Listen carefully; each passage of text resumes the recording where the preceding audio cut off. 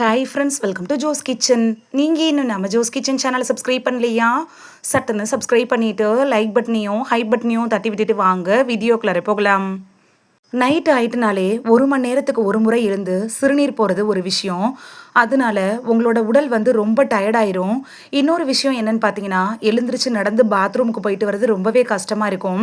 ஏன்னா வயசான நேரத்தில் நம்ம ஒரு முறை எழுந்திரிச்சு போயிட்டு வரதே பெரிய விஷயம். அடிக்கடி சிறுநீர் கழிக்கிறதுக்கு நம்ம எழுந்திரிக்கிறதுனால நம்மளோட தூக்கம் போயிடும். தூக்கம் இல்லைன்னா அடுத்த நாள் காலையில் எழுந்திரிக்கிறப்ப ரொம்ப சோர்வாக ஃபீல் பண்ணுவோம். அடிக்கடி எழுந்து போயிட்டு வர்றப்ப மூட்டு வலி, தலைவலி, எரிச்சல் இது மாதிரியான விஷயங்களும் சேர்ந்து வந்துடும். இன்னைக்கு நம்ம பார்க்க போகிறது அடிக்கடி சிறுநீர் வர்ற பிரச்சனைக்கான ஒரு மருந்து அப்படின்னு கூட சொல்லலாம். மருந்து அப்படின்னா இது மருந்து இல்லைங்க, உணவே மருந்து அப்படிங்கிற கான்செப்டில் தான் நம்ம இதை சொல்கிறோம். ஃபஸ்ட்டே சொல்லிடுறேன், இது எல்லாருக்கும் ஒர்க் அவுட் ஆகும் அப்படின்னு சொல்ல முடியாது. ஏன்னா ஒரு சிலரோட உடல்வாகு ஒவ்வொரு மாதிரி இருக்கும். சிலருக்கு உடனே ரிசல்ட் தெரியும், சிலருக்கு ரிசல்ட் தெரியறதுக்கு கொஞ்சம் டைம் எடுத்துக்கும். நீங்கள் ட்ரை பண்ணி பார்க்கலாம். இதில் எந்தவித பக்க விளைவுகளும் உங்களுக்கு வரப்போகிறதில்ல. ஏன்னா இயற்கையாக உணவு முறையை பயன்படுத்தி தான் நம்ம இதுக்கு தீர்வு காண போகிறோம். வாழைப்பழத்தை பயன்படுத்தி தான் இதுக்கு நம்ம ஒரு தீர்வு காண போகிறோம். இது உங்களுக்கு ரொம்ப யூஸ்ஃபுல்லாக இருக்கும் அப்படின்னு நான் நம்புகிறேன். இந்த வீடியோ உங்களோட ஹெல்த்தையே சேஞ்ச் பண்ணலாம். ஸோ வீடியோவை ஸ்கிப் பண்ணாமல் பாருங்கள் ஃப்ரெண்ட்ஸ். வாங்க வீடியோக்குள்ளே போகலாம்.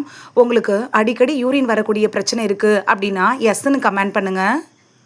எதனால சிறுநீர் அடிக்கடி வருது அப்படிங்கிற விஷயத்த ஃபஸ்ட்டு நம்ம பார்த்துடலாம்.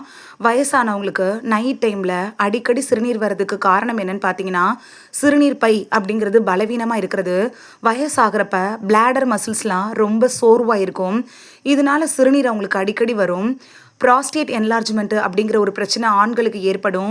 சிறுநீர் ஃபுல்லாக வெளியே வராமல் அந்த பிளாடர்லேயே தங்கிரும். அதனால கொஞ்ச நேரத்துக்கு ஒருக்கா யூரின் வர மாதிரியே ஒரு ஃபீலிங்கும் இருக்கும். யூரினும் கொஞ்சம் கொஞ்சமாக வரும். அடுத்த ரீசன் என்னென்னா டயாபெட்டிஸ். சர்க்கரை அதிகமாக இருக்கிறவங்களுக்கு அந்த யூரின் அதிகமாக வர்றதுக்கான வாய்ப்புகளும் அதிகமாக இருக்கும். நைட்டு தூங்குறதுக்கு முன்னாடி தண்ணி, காஃபி, டீ இது மாதிரியான லிக்யூட் ஐட்டம்ஸை நீங்கள் எடுத்துக்கிறப்ப தூக்கத்தை கெடுத்து யூரின் அடிக்கடி வர்றதுக்கான வாய்ப்புகள் இருக்குது. நீங்கள் நைட்டு தூங்குறதுக்கு முன்னாடி அளவுக்கு அதிகமாக தண்ணீர் குடிக்கிறத அவாய்ட் பண்ணுறது ரொம்பவே முக்கியமான ஒன்றுங்க. அடுத்த ரீசன் என்னன்னு பார்த்தோன்னா பொட்டாசியம், மெக்னீஷியம் குறைவாக இருக்கிறது தான். இதுதான் முக்கியமான ஒரு ரீசன் அப்படின்னு கூட சொல்லலாம். பொட்டாசியமும் மெக்னீஷியமும் குறையிறதுனால வரக்கூடிய ஒரு ரீசன். இந்த பிரச்சனைக்கு எப்படி வாழைப்பழம் உதவும் அப்படிங்கிறத நீங்கள் ஆச்சரியமாக கேட்கலாம். வாழைப்பழத்தோட அற்புத சக்திகளை நீங்கள் தெரிஞ்சுக்கணும். ஏன்னா நீங்கள் இதை ஒரு சாதாரண பழம் தானே, இது எப்படி இதை சரி பண்ணும் அப்படின்னு டவுட் வர ஆரம்பிக்கும். வாழைப்பழத்தோட ரகசியத்தை நீங்கள் தெரிஞ்சுக்கிட்டீங்கன்னா உங்களுக்கு ஒரு நம்பிக்கை வர ஆரம்பிக்கும். அதுக்காக தான் வாழைப்பழம் அப்படின்னு எடுத்துக்கிட்டோன்னா அது மெக்னீஷியம் நிறைந்த ஒரு உணவு தாங்க. பொட்டாசியம் சத்து கூட இந்த வாழைப்பழத்தில் இருக்குதுங்க. அதனால நம்ம உடம்புல நீர் சத்தை கட்டுக்குள் வைக்கிறதுக்கு உதவியாக இருக்கும். இது பிளாடரோட மசில்ஸை நல்லா ஸ்ட்ராங் ஆக்கிறதுக்கு வாழைப்பழம் அப்படிங்கிறது உங்களுக்கு ரொம்பவே யூஸ்ஃபுல்லாக இருக்கும். அடிக்கடி யூரின் வரும்ல, அதை கண்ட்ரோல் பண்ணுறதுக்கு இந்த மெக்னீஷியம் சத்து, அதாவது வாழைப்பழத்தில் இருக்கக்கூடிய மெக்னீஷியம் சத்து ரொம்பவே யூஸ்ஃபுல்லாக இருக்கும். அடுத்தது விட்டமின் B6. நைட் டைமில் நர்வ்ஸ் ஓவர் ஆக்டிவிட்டியை குறைக்கிறதுக்கு இந்த வாழைப்பழம் உதவியாக இருக்குது. இயற்கையான முறையில் தூக்கத்தை வர வைக்கக்கூடிய சக்தி கூட வாழைப்பழத்தில் இருக்குது. அதனால தான் நம்ம தாத்தா பாட்டிலாம் நைட்டு சாப்பிட்டதுக்கப்புறம் வாழைப்பழத்தை சாப்பிடுங்க அப்படின்னு சொல்லுவாங்க. ஆனால் காரணம் தெரியாமல் நம்ம அவாய்ட் பண்ணியிருப்போம். இயற்கையான முறையில் நல்ல ஒரு தூக்கத்தை கொடுக்கறதுக்கு வாழைப்பழத்தை சாப்பிட சொல்லியிருக்காங்க. நல்ல தூக்கம் இருந்துச்சுனாலே பல பிரச்சனைகள் வராமல் தடுத்துக்கலாம்.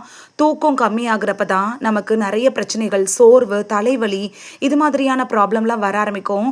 அதுக்காக தான் அவங்க வாழைப்பழத்தை நைட்டு டைமில் சாப்பிட சொல்லியிருக்காங்க.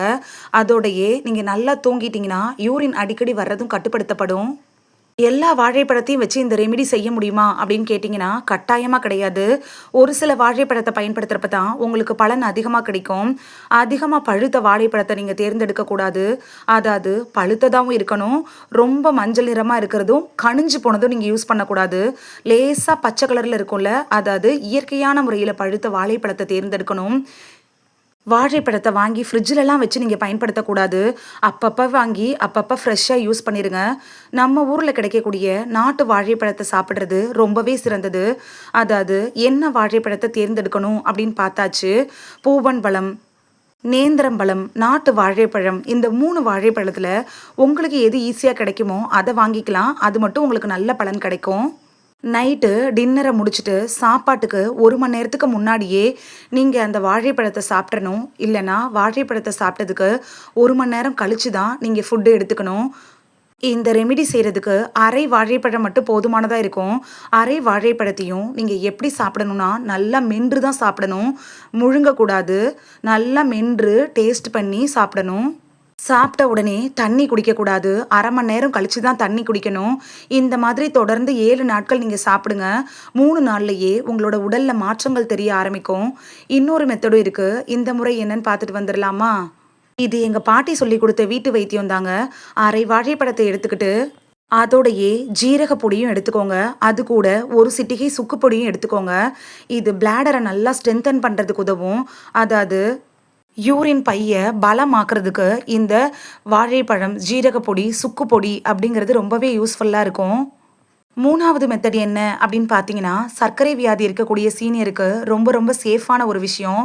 என்னன்னா 60 வயசுக்கு மேலே இருக்க நிறைய வயசானவங்களுக்கு சர்க்கரை வியாதியும் கூடவே இருக்கும். இவங்கெல்லாம் என்ன பண்ணுறீங்கன்னா, நைட்டு சாப்பிட்டு முடிச்ச 2 மணி நேரத்துக்கு அப்புறம் ஒரே ஒரு சின்ன துண்டு வாழைப்பழமும், ஜீரகத்தூளும், சுக்குத்தூளும் எடுத்துக்கலாம். இருந்தாலும் நீங்கள் டாக்டர்ட்ட அட்வைஸ் வாங்கிக்கோங்க. வாழைப்பழம் சாப்பிட்லாமான்னு.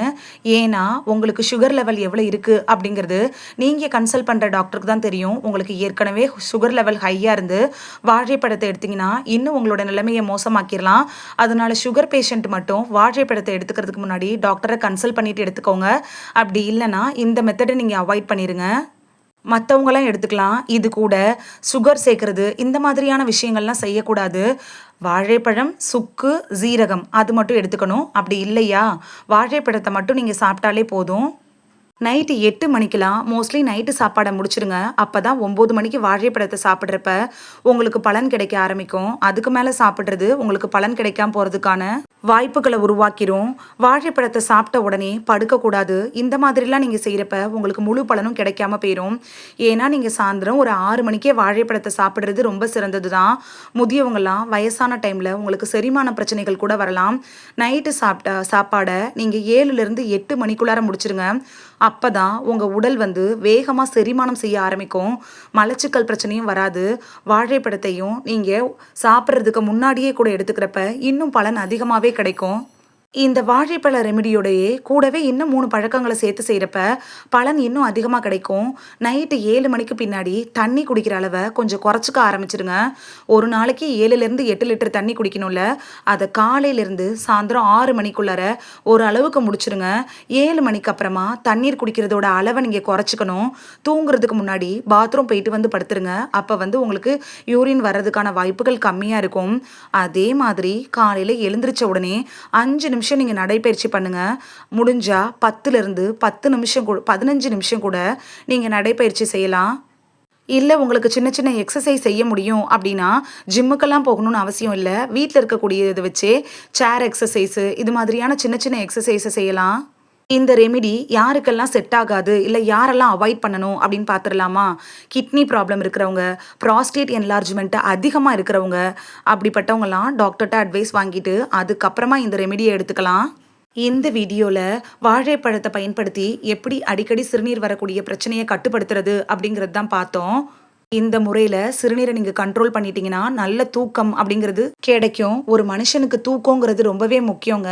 அதை தடுக்கக்கூடிய இந்த அடிக்கடி சிறுநீர் வரக்கூடிய பிரச்சனையை தடுக்கிறதுக்கு என்ன ரெமெடி யூஸ் பண்ணலாம் அப்படின்னு தான் பார்த்தோம். இது உங்களுக்கு ரொம்ப யூஸ்ஃபுல்லாக இருந்திருக்கும் அப்படின்னு நம்புகிறேன்.